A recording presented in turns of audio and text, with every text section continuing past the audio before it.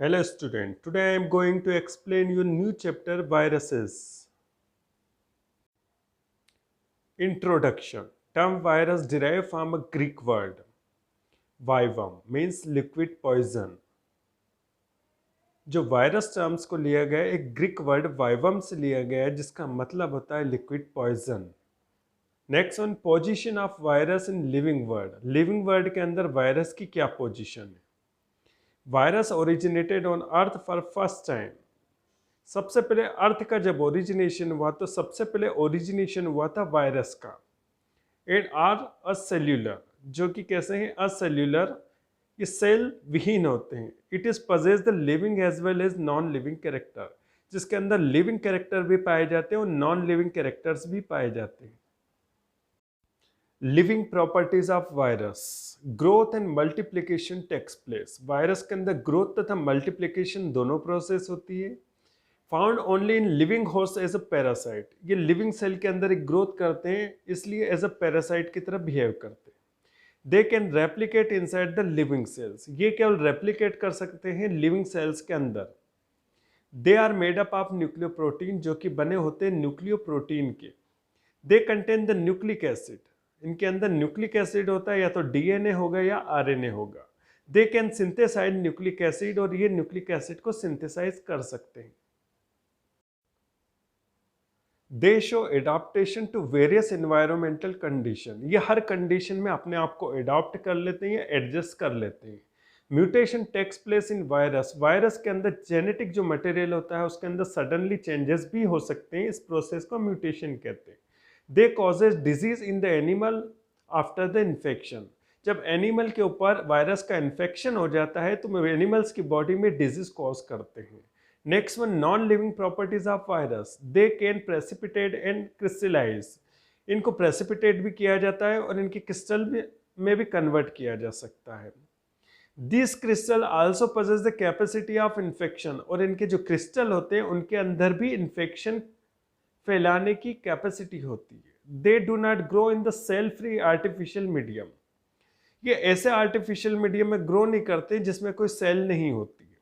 They show the resistance with the acid and bases.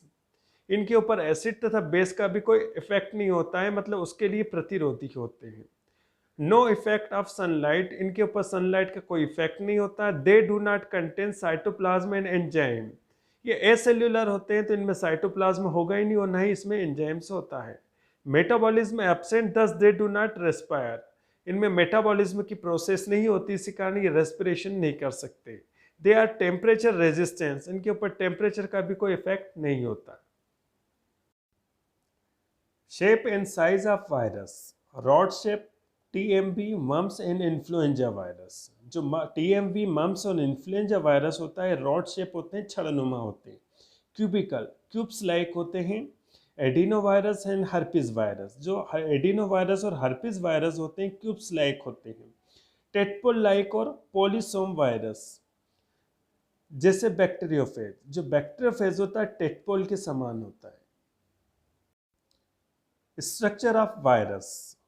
Virus जो mainly दो component से मिलकर बना होता है। एक होता है इसमें न्यूक्लिक एसिड, जो होता है सेंट्रल पोजीशन में, जिसको आरएनए कहते हैं, और इसके चारों तरफ प्रोटीन की सब यूनिट्स होती है जिसको कैप्सोमियर कहते हैं। तो सेंटर वाली पोजीशन आरएनए की होती है और उसके चारों तरफ प्रोटीन की सब यूनिट होती है जिसको कैप्सोमियर कहते हैं। तो आरएनए के चारों तरफ अरेंज हो जाते हैं कैप्सोमियर, और ये जो स्ट्रक्चर होता है इसको कहते हैं virus. Virus is made up of nucleoprotein. जो वायरस न्यूक्लियो प्रोटीन से बने होते हैं। Cellular component like cell wall, plasma membrane, cytoplasm, nucleus and other cell organelles absent. और ये एसेल्यूलर होते हैं जिसके कारण इसमें सेल्यूलर कंपोनेंट नहीं होते हैं। जैसे सेल वॉल नहीं होती, प्लाज्मा मेम्ब्रेन नहीं होती, साइटोप्लाज्म नहीं होता, न्यूक्लियस नहीं होता। ये सभी जो होते हैं सेल्यूलर कंपोनेंट्स होते हैं या सेल्यूलर ऑर्गेनेल्स होते हैं जो कि वायरस के अंदर एब्सेंट होते हैं। अब virus consist of two part. एक वायरस के दो पार्ट होते हैं, एक होता है सेंट्रल वाला न्यूक्लिक एसिड और आउटर वाला जो होता है प्रोटीन, और उसके बाहर की तरफ एक थिन लेयर होती है जिसको एनवेलप कहते हैं। Nucleic acid in plant viruses contain RNA as genetic material. जो प्लांट वायरस होते हैं उसका जो जेनेटिक मटेरियल होता है वो आरएनए होता है, whereas in animal viruses contain DNA as a genetic material, जबकि एनिमल वायरस के अंदर जो जेनेटिक मटेरियल होता है वो डीएनए होता है। Second, protein genetic material surrounded by protein coat known as capsid. जो जेनेटिक मटेरियल आरएनए होता है उसके चारों तरफ प्रोटीन की एक लेयर होती है, कोट होती है, जिसको कैप्सिड कहते हैं या प्रोटीन कोट कहते हैं। Capsid made up of small unit called capsomere. जो कैप्सिड होता है वो छोटी छोटी यूनिट से मिलकर बना है जिसको कैप्सोमियर्स कहते हैं। Some viruses are surrounded by an outer thin और loose covering known as envelope. कुछ वायरस ऐसे होते हैं जिनमें कैप्सिड के चारों तरफ एक पतली थीन लेयर होती है जिसको एनवेलप कहते हैं, जो कि सभी वायरस में नहीं होती है। टाइप्स ऑफ वायरसेस, अब देखेंगे वायरस के प्रकार। एनिमल वायरस इन्फेक्टेड इन एनिमल्स। जो एनिमल वायरस होते हैं वो किस में इन्फेक्शन प्रोड्यूस करेंगे? एनिमल्स में, और इनका जो जेनेटिक मटेरियल होता है वो डीएनए होता है। Plant virus infected in plants, और इनका जो जेनेटिक मटेरियल होगा वो RNA. Cyanophages virus that infected the blue green algae. ऐसे वायरस जो कि ब्लू ग्रीन अलगी को इन्फेक्टेड करते हैं उनको साइनोफेजेस कहते हैं, और इनका जो जेनेटिक मटेरियल होता है वो आरएनए होता है।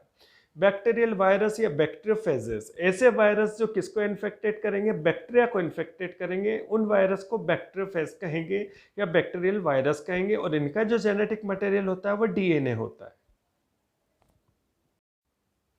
ट्रांसमिशन ऑफ वायरसेस, वायरस एक से दूसरे में कैसे फैलेंगे ये देखेंगे। तो बाय इंसेक्ट वेक्टर, ये इंसेक्ट के द्वारा भी फैलते हैं। बाय शीट्स, ये बीजों के द्वारा भी फैलते हैं। बाय कांटेक्ट, ये एक पर्सन से दूसरे पर्सन में, एक बर्ड से दूसरे बर्ड्स के कांटेक्ट में आने से ये फैलते हैं। By pollen grains, by roots, by wind and water, and by weeds. Weeds मतलब अनवांटेड जो ग्रॉस होती है, जो क्रॉप के साथ ग्रो करती है, उनको वीड्स कहते हैं। तो वीड्स के द्वारा भी वायरस का ट्रांसमिशन होता है। By nematodes, by mechanical means. It transmitted by the cultivation, irrigation, weeding, grafting, agriculture tools and hands of worker etc.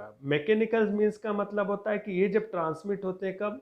जब आप कल्टीवेशन करते हैं क्रॉप को, इरिगेशन करते हैं या वीडिंग करते हैं, मतलब जो अनवांटेड क्रॉप होते हैं उसको उखाड़ते हैं, या आप ग्राफ्टिंग की प्रोसेस करते हैं, या एग्रीकल्चर की कोई टूल होते हैं उसका यूज़ करते हैं, या अपने हाथ हो सकते हैं, वर्कर्स के हाथ हो सकते हैं, इनके द्वारा भी वायरस का ट्रांसमिशन होता है। Symptoms of viral diseases in plants, plant के अंदर जब वायरल डिजीज हो जाती है तो उसके क्या सिम्टम्स होते हैं जिसको देखकर आपको पता लगेगा कि उसमें वायरल डिजीज है। First one, when clearing. आपने लीफ देखी होगी, और लीफ के अंदर जो छोटी छोटी लाइंस होती हैं उनको कहते हैं वेन्स। जनरली वो कौन से कलर की होती है? ग्रीन कलर की होती है। लेकिन जब किसी प्लांट के अंदर वायरल डिजीज हो जाती है तो जो लीफ जो वेन्स लाइक स्ट्रक्चर होता है, जो line like thread like structure होता है लीफ के अंदर, वो हो जाती है येलो कलर की। तो इस कंडीशन को वेन क्लियरिंग कहते हैं। Chlorosis, green part become the yellow in plants. Generally plant के अंदर क्या होता है, पार्ट जो होते हैं ग्रीन कलर के होते हैं। जब उनमें वायरस इन्फेक्शन हो जाता है तो उसके कारण जो ग्रीन कलर का जो पार्ट हो जाता है वो येलो कलर के पार्ट में कन्वर्ट हो जाता है। इस कंडीशन को क्लोरोसिस कहते हैं। Necrosis, destroy of cell in plant, plant के अंदर जब सेल डिस्ट्रॉय होने लगती है तो उस कंडीशन को नेक्रोसिस कहते हैं। डिफोलिएशन, फॉल्स ऑफ लीव्स, जब पत्तियां झड़ने लगती है, गिरने लगती है। स्टंट ग्रोथ, जब इंटरनोड जो होती है उनकी ग्रोथ जो हो जाती है, शॉर्ट हो जाते हैं वो।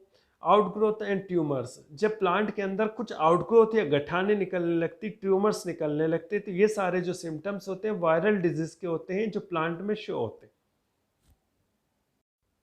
Bacterial virus and bacteriophages, discovered by F.W. What इन 1915। इसको जो डिस्कवर्ड किया था F.W. वॉट ने किया था 1915 में। E coli was found in human intestine. E coli जो बैक्टीरिया होता है ह्यूमन इंटेस्टाइन के अंदर होता है। द बैक्टीरियोफेजेस अटैक द ई कोली, ऐसे बैक्टीरियोफेज या ऐसे वायरस जो कि ई कोली के ऊपर अटैक करते हैं उनको कोलियोफेजेस कहते हैं। Next one, structure, divided into following part. जो बैक्टीरियोफेज होता है इसको फॉलोइंग पार्ट में डिवाइड किया गया। First one head, second one neck, third one जो basal plate, and last one जो है tail fibres. You can see in this diagram the structure of bacteriophages. ऊपर वाला जो हेक्सागोनल जो होता है वो हेड होता है जिसके अंदर डीएनए होता है जो कि डबल स्ट्रैंडेड होता है। नीचे का जो पोर्शन होता है उसको टेल कहते हैं और टेल तथा हेड के बीच का जो नैरो पोर्शन होता है उसको कॉलर या नेक कहते हैं।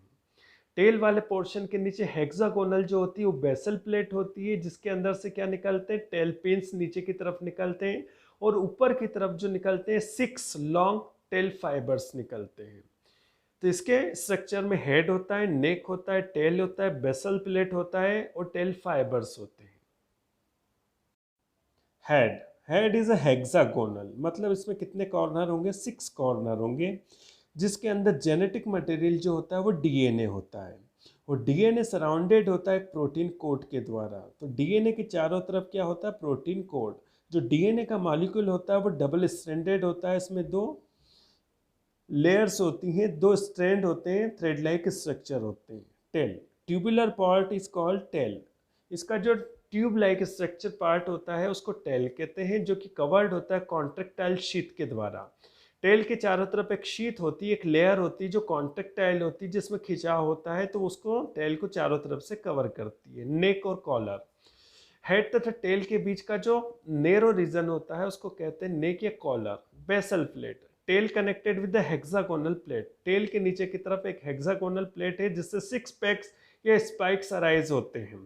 Tail fibre at the basal plate if the tail attach 6 tail fibre. Basal plate के ऊपर जो 6 थिन टेल फाइबर्स होते हैं।